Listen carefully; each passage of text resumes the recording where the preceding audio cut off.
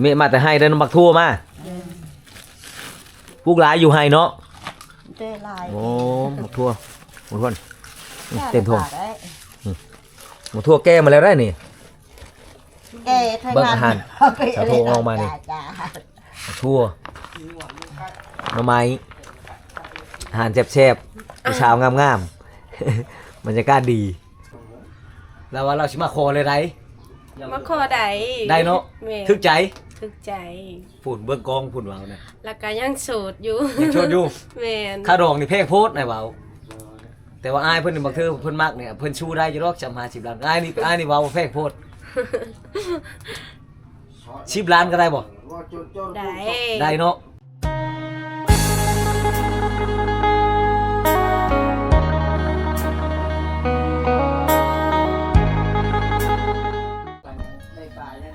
สบายดีชาวโท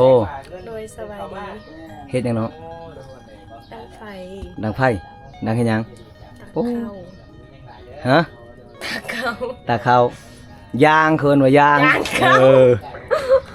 อันพัชราวเคินว่ายางดังไฟลูกเนาะยางเข้าตัวนี้เด้อทุกคนเด้อขอจับได้บ่ได้อันนี้เป็นข้าวให้ของน้องทุนพูดมาเวลาตอนฝนตกแล้วก็มันเปียกถ้าว่าเฮาบ่ตากนี่ก็มันจะบ่ยางไว้ในนี้ก็มันจะอันนั้นมันจะงอกกินบ่ได้เชียร์มดเขาเนี่ยถ้าว่างอกนี่ผิดประเภทนี้อีกแม่นบ่อันนี้คนอันนี้คือประเภทนี้ของชนเผ่ามากองถ้าว่าเขาอามาแต่ให้หรือป้าไว้อยู่เล้าอยู่เฮือนนี่ถ้าว่ามันงอกนี่ผิดประเภทนี้เนาะต้องได้แก่ได้ฉะนั้นอามาแล้วเขาเปียกต้องได้ยางไว้โอ้มามันนี่งามกว่าเก่าเนาะดีแล้วบ่เป็นวัดยังบ่ดีอยู่ไปเลยห้องหมอตอนนั้นไปแล้วยังเจ็บคอตอนนี้ชักยาไปเลยจะเข็ม2 เข็มไข้ได้ไข้อยู่แต่ว่ายังคอยังคอยังเจ็บคอบ่ซื้อยากินบ่ได้เงินหลังจากไอ้มาทายเมื่อนั้นเห็นน้องเพิ่นบ่สบายมีแต่ค่อยเว้าผู้เดียวเลยชาวโทเว้าน้อยเดียวนึงเจ็บคอบ่สบายวัดว่ะแล้วก็มีอ้ายใหญ่ใจดีจากฝั่งไทยผู้บ่าวอุดรที่มาหาเจ้าเห็นเจ้าเอาไปบ่ไปห้องหมอเฮ็ดนำมันสิดีจักเทื่อแล้วอ่ะเราก็เลยว่าฝากเงินมาให้ชาวโทแน่ให้มาซื้อยาเด้อล่ะให้เราไปห้องหมออ้ายใหญ่ใจดีเพิ่นฝากเงินมา1,000น้องให้เจ้าไปห้องหมอได้หมอให้เจ้าไปชื่อวัดเติมเงินโทรหาผู้บ่าวบ่ได้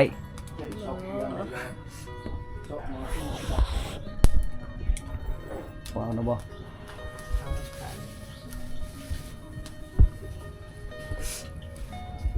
เด้อนั่งไกลก็ได้บ่อาจจะนั่งไกลเจ้าได้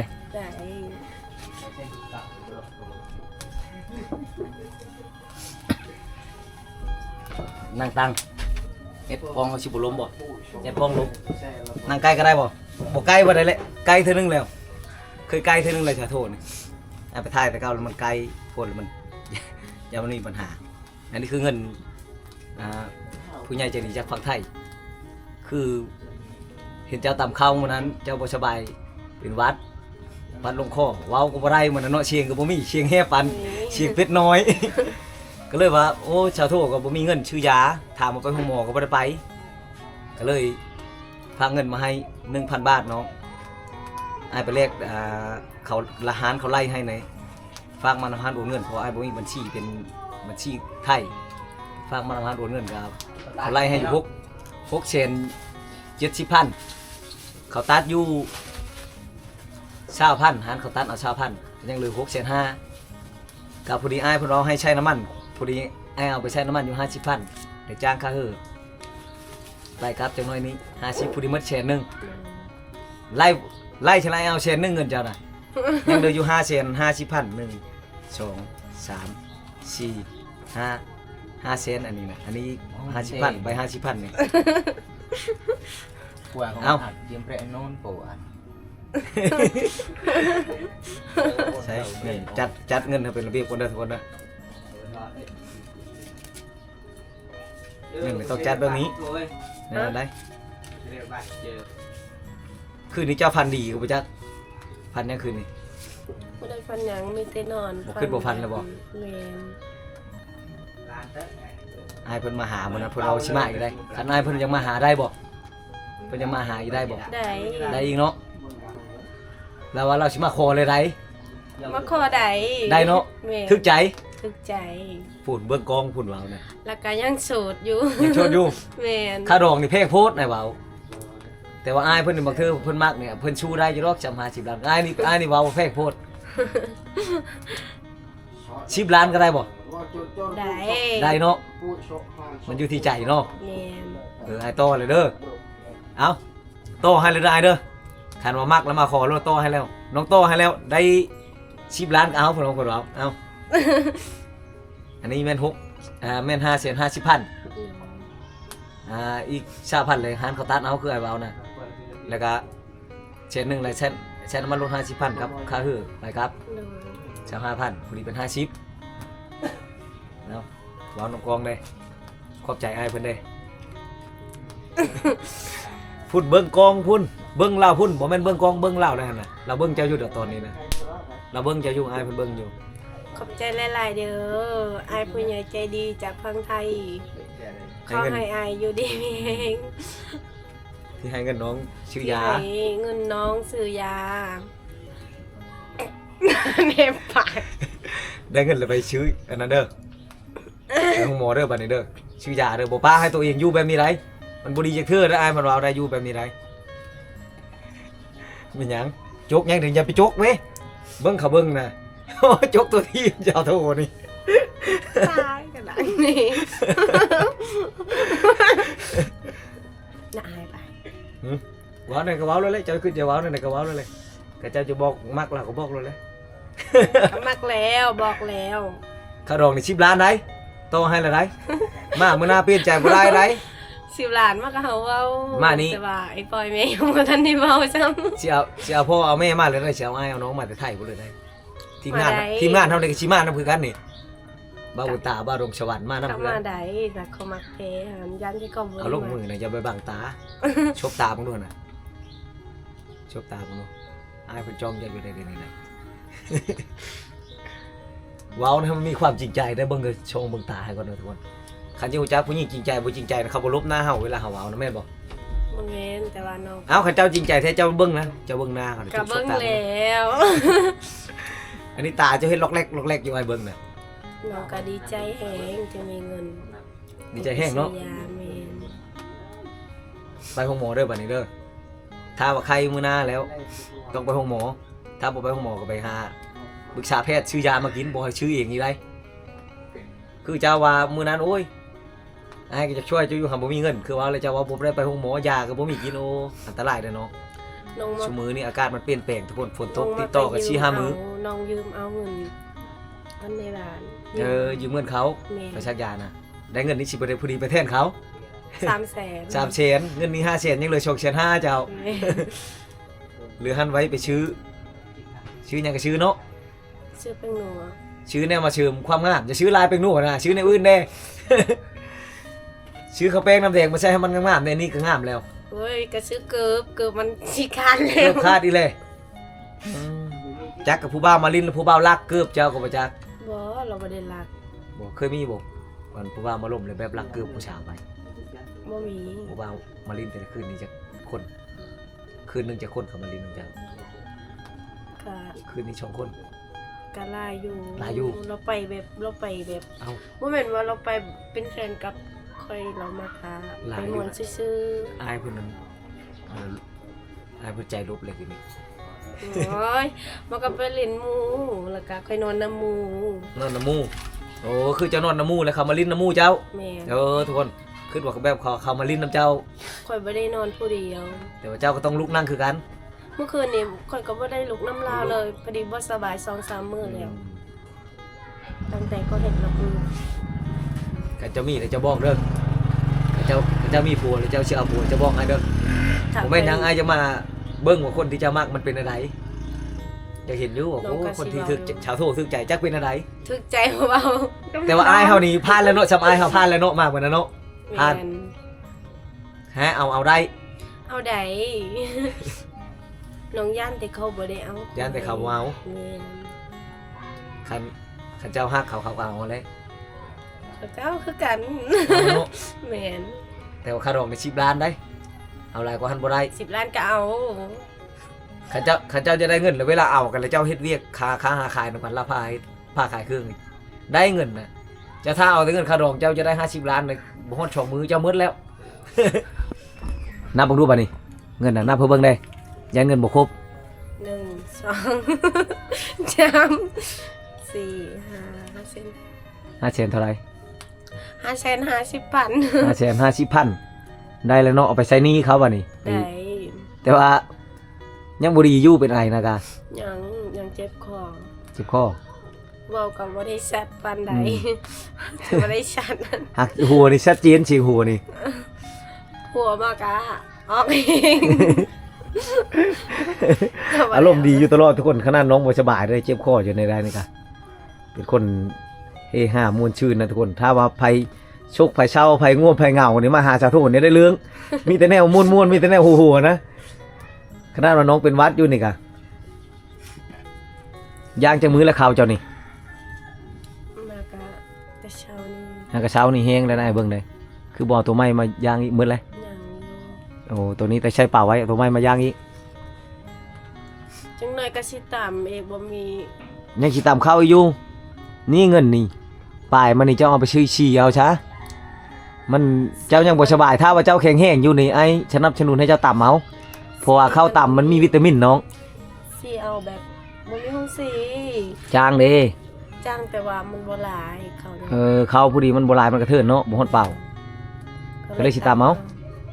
อันนั้นละจังอีแม่บ่ให้ออกให้อยู่ อยู่ในเรือนอยู่ในบ้าน ออกบ่ได้แล้วบ่สบายไปเจ็บเป็นไข้อยู่ซะก่อน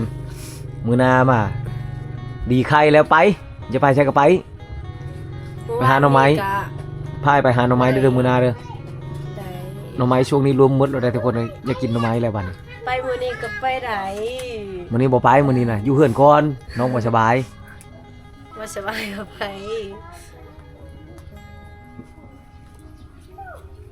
บ่สบายก็จะไป ไปเจ้าลงป้าเด้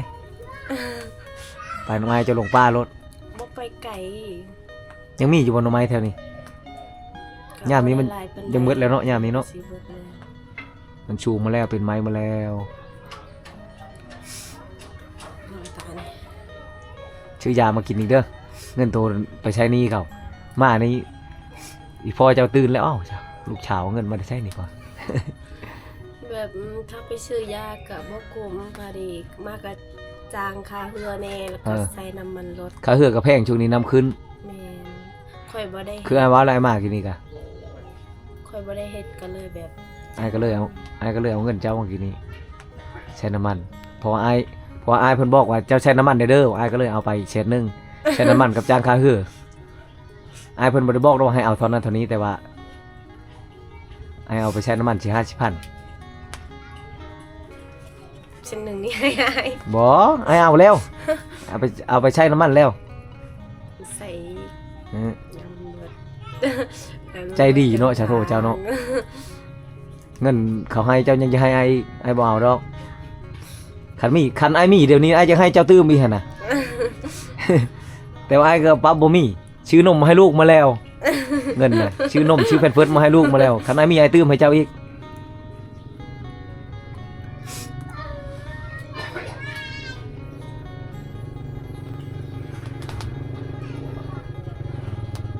เจ้าน้าวบ่เจ้านางผีไผ่นี่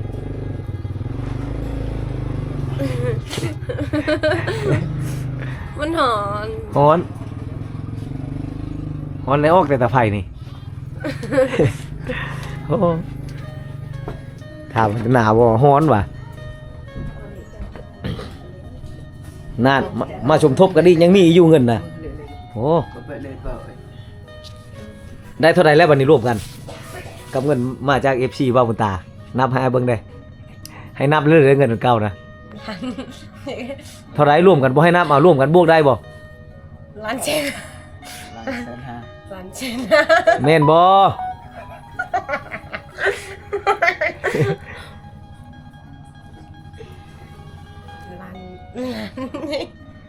ล้าน 1,150,000จะต้องเว้าเท่านั้น ล้านหนึ่งเจนนะ เก็บไว้ซะเอาไว้ซะเงินน่ะเจ้าสิเอาไว้บ่ไหนอย่าว่าได้ใช้หันน่ะ บ่แม่น บ่โธ่อย่าว่าได้ใช้หันน่ะ บ่ใส่อยู่ เก็บไว้ซะ ไอ้อดบ่ได้เห็นเงินได้ พวกคุณเจ้าจะไปหรือเปล่า ชาวโทลืมเอาน้ำมาให้กินเมื่อกี้นี้หากเอาน้ำออกมา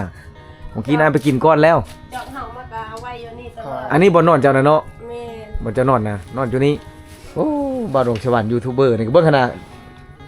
มียักษ์พาออกแล้วนี่นะ เอาออกแล้วมึง อุปกรณ์เด้อทุกคนเด้อนี่เด้อพาออกแล้วโทรศัพท์นี่อันท้ายนี่นะ แกจะได้กับมันบ่มีเนาะว่าสิซื้อไม้โทรศัพท์ก็เลยบ่มีเงินก็เลย ชื่อช่องอะไรก็ เบาดงพอมังกร บ่าวดงพระมังกร โดย เอาทุกคนเข้าไปช่วยติดตามเด้อกดไลค์กดแชร์ได้เป็นกำลังใจให้บ่าวดงได้ เพราะว่าโทรศัพท์ เออ โอ้ย กับทีมงานเฮาเองเด้อทุกคน ดนแล้วใช้โทรศัพท์ก็ได้ อยากกินน้ำแล้วไอ้มานี่นะบ่ไอ้สิเย็นเอง ล้างจอก บ่ใช้เจ้าดอก ล้างจอก เจ้าบ่สบายอยู่ พอดีจอกค่อยมาก็กินยา จังน้อยFC เห็นเลยเขาสิว่าโอ้ยยังให้น้องลำบากอยู่เนาะให้น้องเย็นน้ำมากินอยู่ว่ะ เขาก็บ่ได้กินซ้ำ บ่ได้กินช้ำกินข้าวบ่แซ่บเนาะบ่สบายเป็นหวัดเลย เมื่อวานนี่เห็นกระเต็กบ่ได้กินข้าวมันเจ็บ นอน คอจน นอนมื้อ นั่นเลยเรื่องนอนยาลัตเรีย อย่านอนดึกเจ้านอนดึกบางเทื่อ คนบ่ได้นอนดึกมากะเมื่อวานนี่บ่ได้อาบน้ำเลยนอนตั้งแต่4 โมงจะ เฉพาะยังกินเนาะ 4 โมง ไอ้ว่าอายุกินอย่างไว้ บ่นี่อาบแล้วแต่เช้านี่ อืม มากับไข่ๆอยู่ นอนดึกแล้วครับเจ็บหัวได้เวลาผู้ว่ามาล่มมาอย่างไรก็จะให้เขาอยู่ดึก แต่ว่าตอนนี้หัวแบบบ่ได้เจ็บแล้วแต่ยังใจขอยัง คันทีมงานนายมาเลยจุดแจ้งกันอยู่ เด้อ คันผู้อื่นมาเจ้าเว้าแล้วค่อยยังนอนเจ้าว่าเท่านี้คันทีมงานนายมาแล้วนอนไว้ มาก็บ่ได้ตื่นซ้ำอันนี้ว่าค่อยบ่สบายถึงค่อยบ่อยู่ดีกะค่อยบ่ได้ลุกน้ำลาว บ่ลุกเนาะแต่ว่าหมู่นี่บ้านนี่ผู้ว่ามาล่มคู่คืนหมู่มานอนเจ้าก็ต้องลุกแล้วเขาก็ดึงเจ้าพร้อมเลย บ่ถ้าเฮาบ่ลุกเราก็บ่ดื่ม เขาบ่ดึงเนาะ เพราะว่าเจ็บหัว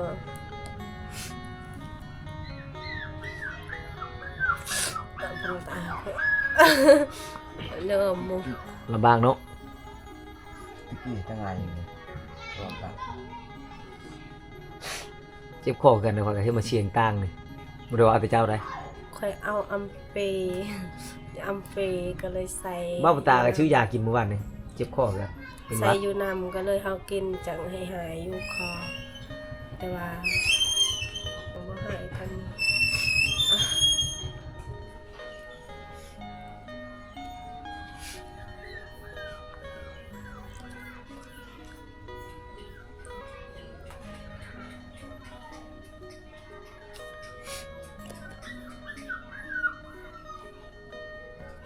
มื้อนี้บ่ได้ไปหาหน่อไม้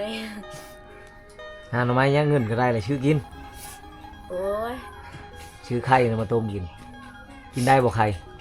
กินได้ กินได้เนาะ อะไรบ่ได้ นี่เห็นหยัง ซื้อหันกิน ชื่ออาหารเจ้าชื่อหยัง ชื่อหยังก็ได้หยังไอกินชื่อนั้น บ่ให้กินข้าวแล้ว ตัว กินแล้ว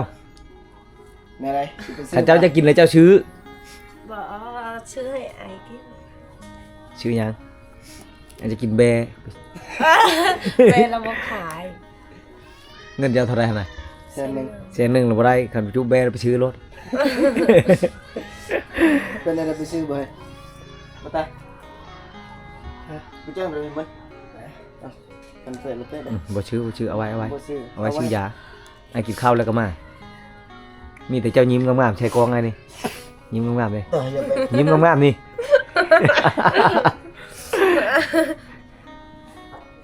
หมดเลยไปจ้างอ้อเลย ของปะละ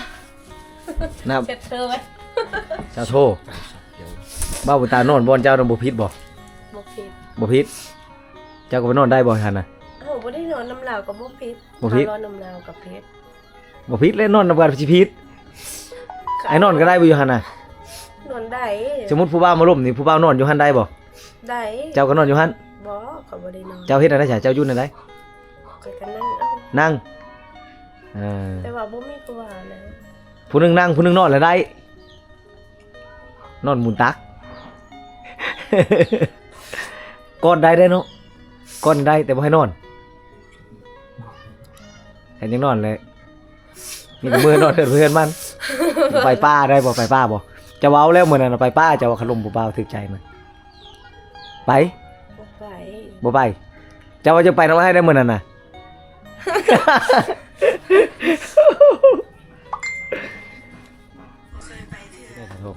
จำเจียว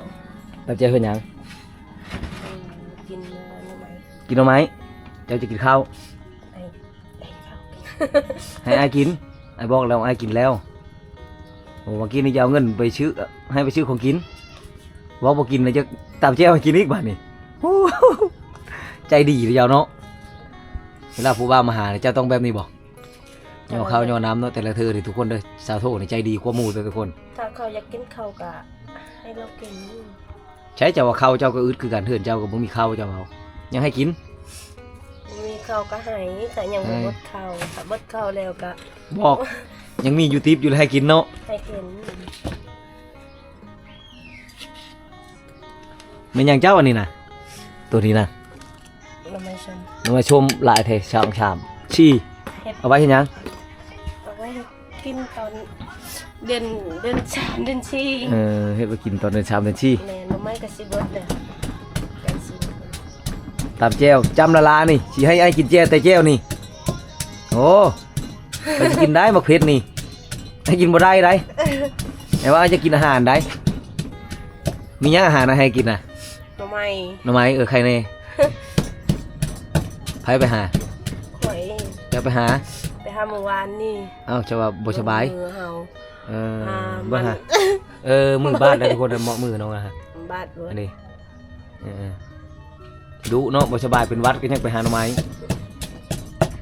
ถ้าบ่ได้ไปหาก็บ่มีหยังกินเลย ว้าให้เธอ เป็นหวัดนอนลำบากเนาะชื่อยากินเฉยเด้อพ่อมาให้พ่อไปซื้อยาให้กินเด้อ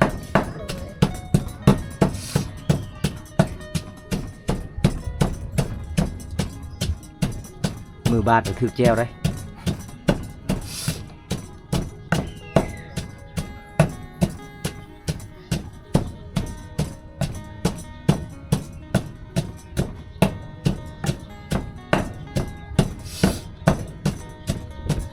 มาเลย มาหุดเข้า โอ้ไหวเนาะมื้อนี้เนาะมาต่อเที่ยงพูดแล้วเรามาเลย มาเลย ใช้แม่ไปใช้ฉาก ยังอาบน้ เล่ากระเป๋านึงบ่ ำเจ้า คนละเป๋าถือมาน่ะ บอเปล่าหนึ่งนี่แหละ สองคนได้เป๋านึง อ่า ดีแล้วเจ้ายังอ่องบางคนให้เมียอ่องโอ้ช่วยลูกช่วยเมียดีอันนี้บอกข้าวให้นะ อืม ข้าวปีนี้นี่นะ อืม หากก็ได้เท่านี้เลย เท่านี้แหละ อยู่ให้ยังร้ายมันบอก บอเลยอย่าหมดเลย อย่าหมดเลยเอาให้บอกวางบ่ กว้างแล้วมันบ่งาม ข้าวบงงามเลยทุกคนเด้อ อืม ให้นี่แต่ว่าพอเป็นเห็ดกว้างอยู่พอจะของชาวโทษนี่แต่ว่าได้เท่านี้กระเป๋านึงเอามานี้แต่ว่าอยู่ให้นะยังหมดแล้ว ยัง ยังครับ นะ ยังครับยังบ่หลาย มื้อนี้แหละลืมตอนพูด คือสิได้หลายอยู่ปีนี้ก็ได้ฮอดบ่30ชาว บ่ฮอดนะ ประมาณเท่าไหร่ ประมาณ10ปลายนี่แหละ ประมาณ10ป่ายก็ยังบ่หลายแล้วทุกคนนั่นแหละก็ได้เป่านึงอันนี้ก็โชคเป่านี้แหละเอามานี่ฝนตกอยู่เนาะแต่ละมื้อก็พูดเข้าเอามาเลย รอกระว่างามว่าระไอ้ โอ้เมมาแต่ให้ได้น้ำบักทั่วมาพวกหลายอยู่ให้เนาะ เต้ลาย โอ้บักทั่วทุกคนเต็มทง ได้ บักทั่วแก้มาแล้วได้นี่ แก้ทาง เบิ่งอาหาร ไป สาโทออกมานี่ จ้า ทั่วหน่อไม้อาหารแซ่บๆเช้างามๆบรรยากาศดี ตามไม่ได้ว่าอะไรจวบมันก็รู้